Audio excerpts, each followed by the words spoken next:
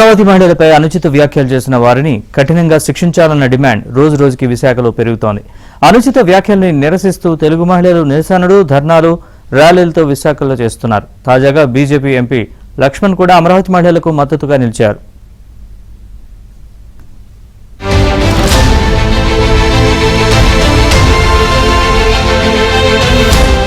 సాక్షి టీవీలో అమరావతి మహిళలను కించపరిచే విధంగా చేసిన అనుచిత వ్యాఖ్యలపై రాష్ట్ర వ్యాప్తంగా ఆందోళనలు కొనసాగుతున్నాయి.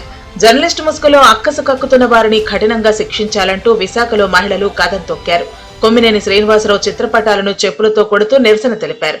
భారతిరెడ్డి జగన్ క్షమాపణ చెప్పాలని డిమాండ్ చేశారు.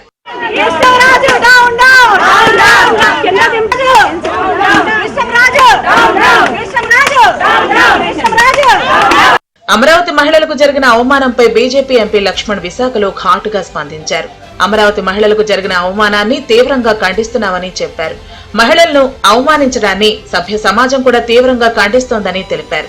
జర్నలిస్టులు కొమ్మినేని శ్రీనివాసరావు, కృష్ణరాజు చేసిన అనుచిత వ్యాఖ్యలకు నిరసనగానే మహిళలు ఆవేదన చెంది నిరసనలు, ధర్నాలు చేస్తున్నారని చెప్పారు. మహిళా లోకాన్ని అవమానపరచడం దాన్ని తీవ్రంగా ఖండిస్తున్నాం.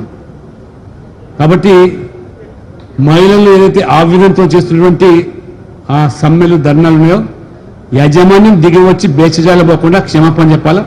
దాన్ని ఇంత నీచమైన సంస్కృతి ఆ రకంగా మరి ప్రోత్సహించడం మంచిది కాదు.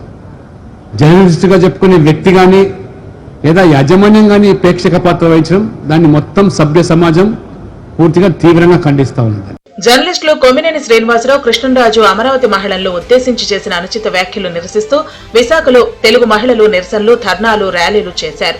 జిల్లాలో ఉన్న సాక్షి కార్యాలయం ముందు తెలుగు మహిళలు ఆందోళన నిర్వహించారు. రాజధాని అమరావతి మహిళలపై సాక్షి యాజమాన్యం, కొంతమంది జర్నలిస్టులు దుష్ప్రచారం చేస్తున్నారని మండిపడ్డారు. ఇటువంటి వ్యాఖ్యలు చేసిన వారిని ప్రోత్సహించి ప్రసారం చేసిన మీడియా సంస్థపై కఠిన చర్యలు తీసుకోవాలని డిమాండ్ చేశారు. అంతేకాదు కొమ్మినేని, కృష్ణరాజు చిత్రపటాలకు చెప్పులతో కొట్టి తమ నిరసనను వ్యక్తం చేశారు. జర్నలిస్ట్ అనే పదానికి కూడా అవమానకరంగా తన కన్నది కూడా ఒక ఆడదే అని మర్చిపోయి ఆడదాన్ని వేశ్య అని మాట్లాడి, అసలు అది రాజధానే కాదు వేశ్యల రాజధాని అని చెప్పి మాట్లాడడం అది ఎంత అవమానకరంగా, ఆయనకి అవమానకరంగా మాట్లాడుకున్నాడో, లేకపోతే ఆయన తల్లిని అవమానిస్తూ మాట్లాడుకున్నాడో, ఆయన చెల్లిని అవమానిస్తూ మాట్లాడుకున్నాడో ఒకసారి ఆలోచన లేకుండా ఉన్నాడు. కాబట్టి జగన్మోహన్ రెడ్డి 11 సీట్లకు పరిమితం అయ్యాడు. ఎందుకంటే ఆయన దించేసింది కూడా ఒక ఆడదే. తల్లి గర్భంలో నుంచి ఎలా వచ్చామో మర్చిపోయి తల్లి గర్భాన్ని కోసేసినటువంటి ఘనత వైఎస్ఆర్సీపీ పార్టీకి ఉంది. కాబట్టి ఆ పార్టీ ఇప్పటికే నాయకుల మీద ఇసుకెత్తిపోయి 11 సీట్లకు ఇచ్చారు. ఇంకా మీడియా ఛానల్ మీద కూడా ఏమైనా గౌరవం ఉంచుకున్నారో చెప్పండి. అసలు అలాంటి మీడియాను రన్ చేస్తున్నారంటే మాకే సిగ్గుగా, అవమానంగా ఉంది. భారతిరెడ్డి గారు, జగన్మోహన్ రెడ్డి గారు, మీరు క్షమాపణ చెప్పినా ఇది మన్నించే అంత తప్పు కాదండి. మన్నించలేని తప్పు చేశారు కాబట్టే ఈరోజు కేఎస్ఆర్ని కృష్ణరాజుతో ఏ స్క్రిప్ట్తో అయితే రన్ చేశారో వాళ్ళిద్దరిని తక్షణమే ఇమీడియట్ గా జర్నలిస్ట్ నుంచి తీసివేయాలి. వీళ్ళు 5 సంవత్సరాలు ఉన్న అమరావతిని ఏంటండి చేశారు? 3 ముక్కలు ఆట ఆడుకొని ఇటు ప్రతిపక్షంలో ఉన్న ప్రతి ఒక్కళ్ళు అవసరస్తులు చేసి నానా హింసలో ఆడవాళ్ళు పెట్టారండి. అలా పెట్టబట్టికి ఈ రోజు వాళ్ళు 11 సీట్లు పరిమితం అయ్యారు. ఆడవాళ్ళ జోళ్ళకు వచ్చారంటే చరిత్ర చూసారా, నాశనం అయిపోతారు.